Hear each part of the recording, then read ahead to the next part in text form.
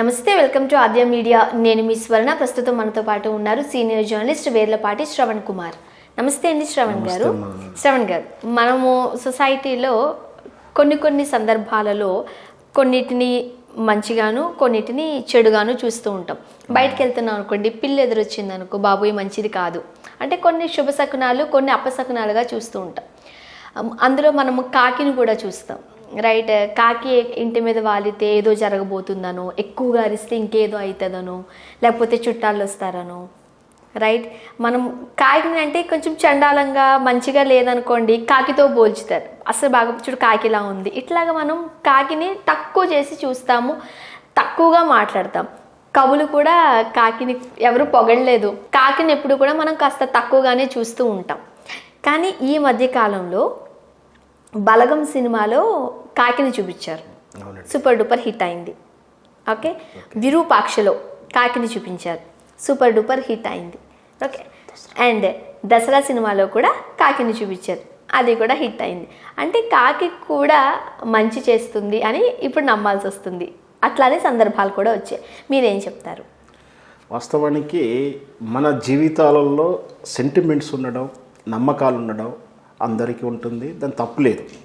ఎటొచ్చి ఆ తప్పు, ఆ సెంటిమెంట్ వల్ల, ఆ నమ్మకం, మూఢనమ్మకాల వల్ల ఇతరులకు ఇబ్బంది అయినప్పుడు కానీ, కొన్ని సైన్స్ కానీ వివేకానికి కానీ దూరంగా ఉన్నప్పుడు కొంచెం దాన్ని అవలంబించాలా వద్దా అనేది కొంచెం ఆలోచన తత్వం ఉన్నటువంటి వాళ్ళు ప్రశ్నించేటువంటి విధానం. సో అది మతపరంగా మనం ఇప్పుడు దాన్ని చూడకుండా, విశ్వాసపరంగా చూడకుండా కాకి పరంగా చూస్తున్నాం. ఇప్పుడు ముఖ్యంగా తెలుగు చిత్ర విభాగంలో చాలామందికి సెంటిమెంట్స్ ఉంటాయి. ఓకే, సెంటిమెంట్స్ బాగా నమ్ముతారు. ఒక హిట్ కాంబినేషన్ వచ్చినప్పుడు, వాళ్ళిద్దరుగా ఉన్నప్పుడు, లేదా ఒక అక్షరంతో వచ్చినప్పుడు, మనం తేజ చిత్రాలు చూస్తున్నాం. జయం, ధైర్యం, ఇలా చివరిలో 0 ఉంటేనే కొంచెం విజయవంతమైన కొన్నాళ్ళు ఆయన నమ్మాడు. సో ఏ విధంగా కూడా 3 అక్షరాలతో సినిమాని, 6 అక్షరాలతో సినిమాని, ఇంగ్లీషు అక్షరాలతో చూస్తుంటారు, కాంబినేషన్ చూస్తుంటారు, లేదా ముహూర్తాల బలాలు చూస్తుంటారు. సో రకరకాల సెంటిమెంట్లు. ఒక రకంగా అవి వాళ్ళ నమ్మకాన్ని, ఇష్టాన్ని బట్టి ఉంటుంది. కొన్ని సందర్భాల్లో నిజం కావచ్చు, కొన్ని సందర్భాల్లో కాకపోవచ్చు. అయినా కూడా వాటిని నమ్ముతూ ఉంటారు. అది ఎవరి వ్యక్తిత్వం, ఎవరి వ్యక్తిగతం వాళ్ళని మనం ప్రశ్నించాల్సిన అవసరం లేదు.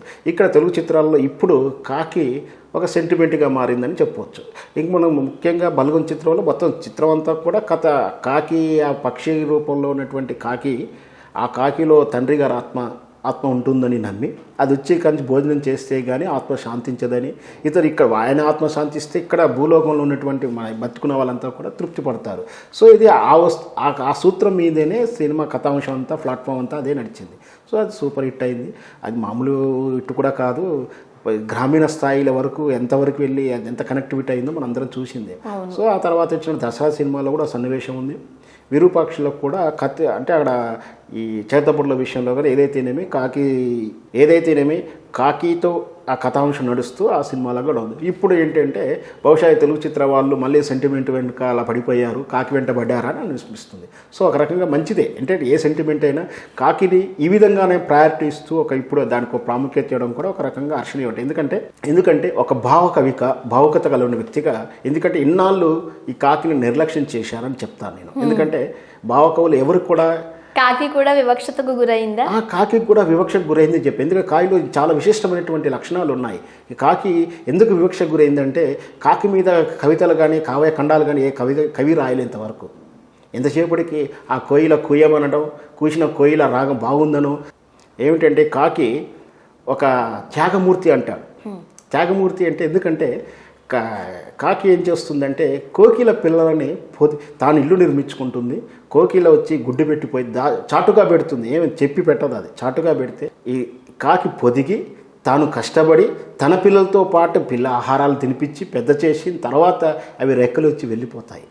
అప్పటిదాకా తన కాకి తెలియదు అని కూడా అనుకోవడానికి లేదు. గుడ్లు చూసి కాకులకు కూడా తెలిసిపోతుంది, బట్ అది ప్రేమతోనే ఆ పని చేస్తుంది అంటారు. అంతే త్యాగం చూడండి, మాతృహృదయం చూడండి అక్కడ. అలాంటి కాకిని అంతటితో పాటు ఇది ఇలా ఏంటంటే కాకిని త్యాగమూర్తిగా చెప్పొచ్చు. ఇంకొకటి కాకి తత్వవేత్త అని చెప్పాలి. ఎందుకంటే కావు కావు కావు అంటూ ఇవేవి శాశ్వతం కావని చెప్పి జీవిత సత్యాన్ని చెప్తుంది కాకి అంటారు ఈనాటి రచయితలు. ఇంకొకటి కాకి కాలజ్ఞానం అని చెప్తాం. ఎట్లా అంటే కాకి రాబోయే ఉపద్రవాలు అంటే ముఖ్యంగా సముద్రం దగ్గర కానీ లేదంటే ఉప్పెళ్ళు వస్తున్నప్పుడు లేదా బీభత్సాలు అనేటువంటి గాలి వస్తున్నప్పుడు కానీ భూకంపాలు వస్తున్నప్పుడు కాకులు ముందే అరుస్తాయి. మీరు చూశారో లేదో సూర్యగ్రహణం సంపూర్ణ గ్రహణప్పుడు ఆ సూర్యగ్రహణం పూర్తిగా పట్టేందుకు కొంచెం ఒక 5-10 నిమిషాల ముందే కాకులు అరుస్తూ చీకడైనట్టుగా ముందుకు వచ్చారు. అంటే రాబోయే ప్రమాదాన్ని ఇది ముందే చెప్తుంది. అంటే ఇక్కడ కాకి జ్ఞానిగాను తత్వవేత్తగాను దాంతోపాటు త్యాగమూర్తిగా ఉంది. కాకిని ఇంత నిర్లక్ష్యం చేస్తూ ఓన్లీ ఈ కవుల కావ్య వస్తువు కోకిలైంది కానీ కాకి కాలేదని ఒక బాధ. దాంతోపాటు ఇంకా చెప్పాలంటే మనం ఈ తెలుగు సాహిత్యంలో మనం పోలుస్తున్నప్పుడు కూడా చాలా సందర్భంలో కాకి సందర్భమైనటువంటి పోలికలు కూడా ఉంటాయి. అంటే కాకులు దూరని కారడువని, లేదా ఒకరు ఎవరైనా చూస్తే ఏకాకి అంటాడు, అంటే వాడు కాకి ఒక్కటే అంటాడు. లేదా బలగం చాలామంది ఉంటాడు, కాకుల బలగం అంటాం. ఎందుకంటే ఇక్కడ ఏంటంటే కాకి ఏదన్నా ఒక కాకి చనిపోతే ఒక కాకి చనిపోతే కాకులు అందు వచ్చేసి తన సమయం పాటిస్తూ ఉంటాయి అక్కడ. సో ఇక్కడ అంటే తనకు చేయుతనిస్తుంటే అక్కడ కాకి చచ్చిపోతే అన్ని కాకులు చనిపోతే అన్ని కాకులు వచ్చినప్పుడు సహజంగా ఎక్కడైనా మరణిస్తే అరే కాకులన్న తోటి కాకులు వచ్చి మరణిస్తే చూస్తాయి మనకి ఈ పిల్లగానికి కానీ ఎక్కడ మర్డర్ జరిగినా ఏదైనా జరిగినా ఒక్కడు రాలేదని కూడా బాధపడే సందర్భాలు కూడా ఉంటాయి. అంటే కాకి ఇటు గుణాలతో చూసినా బాగానే ఉంది, ఇటు సాహిత్యపరంగా పోలికలతో కూడా కాకి ఎంత వస్తువు అయినప్పటికీ కాకి ఇంతకాలం కాకి నిర్లక్ష్యం చేయబడింది. ఇంకా దీంతో పాటు కాకిని చెడుగా భావిస్తాం. చెడుగా కానీ ఒకరి ఇంటికి వచ్చినప్పుడు కానీ ఇంట్లోకి ప్రవేశించినప్పుడు కొన్ని వారాలు అంటే శాస్త్రాల్లో చెప్తుంది కాకి ఇంట్లోకి రావడం అని చెడుగా భావిస్తారు. కాకి రాకూడదని లేదా కాకిని ముట్టుకోవద్దని, కాకి శనిదేవుడని, శనికి వాహనం అని, ఈ విధంగా దాని మీద చెడు ప్రభావం చెడుగా చూస్తుంటారు. కానీ కాకి మాత్రం ఇంత త్యాగం చేస్తూ దీంతోపాటు అన్నిటికన్నా ముఖ్యంగా ఇంకొకటి ఉంది. అదేంటంటే అది ప్రకృతి పర్యావరణాన్ని కాపాడుతుంది, రైతుకు సహాయం చేస్తుంది. ఏ విధంగా అంటే క్రిమికీటకాలు తింటుంది కదా, తిన్నప్పుడు పంటకు సహాయం చేస్తున్నట్టే. అంటే ఇటు ప్రకృతి పర్యావరణానికి పనిచేస్తుంది. ఇన్ని రకాల కాకి ఈ రోజుకు తగిన గుర్తింపు వచ్చిందని మనం చెప్పుకోవచ్చు. రైట్. అంటే ముఖ్యంగా ఇప్పుడు కాకిని గుర్తిస్తున్నారా అని అనుకోవచ్చా? ఇక నుంచి అన్నా కాకికి సంబంధించి ఈ చెడు మాటలు పోతాయి అనుకోవచ్చా? మేబీ అట్లా అనుకోవచ్చు. కానీ ఇక్కడ నిజంగా కూడా ఇది కాకిని ఇప్పుడు ఫాలో అయ్యే వాళ్ళు కాకి మీద ప్రేమేం కాదు, వాళ్ళ కమర్షియల్ హిట్ ఫార్ములా మీద ఫాలో అవుతున్నారు. ఏ విధంగా అయితే ప్రేక్షకులు కాకి సినిమాకి మంచిదే చేసింది, కాకి మంచిగా చేసింది. ఇప్పుడు రాబోయే కాకి మీద కూడా కథాంశాలు వస్తూ కాకి మీద నెగిటివిటీని తీసేస్తే కూడా బాగానే ఉంటుంది. రైట్. ఇప్పుడు విరూపాక్షలో మనం కాకిని చూసాము, సూపర్ డూపర్ హిట్ అయింది కాబట్టి సో కాకి మీద కూడా సబ్జెక్టెడ్గా సినిమా తీసుకుంటే బాగానే ఉంటుంది. మేబీ రాబోయే అలాంటి చిత్రం కూడా వస్తుందేమో చూద్దాం. Right. Thank you so much.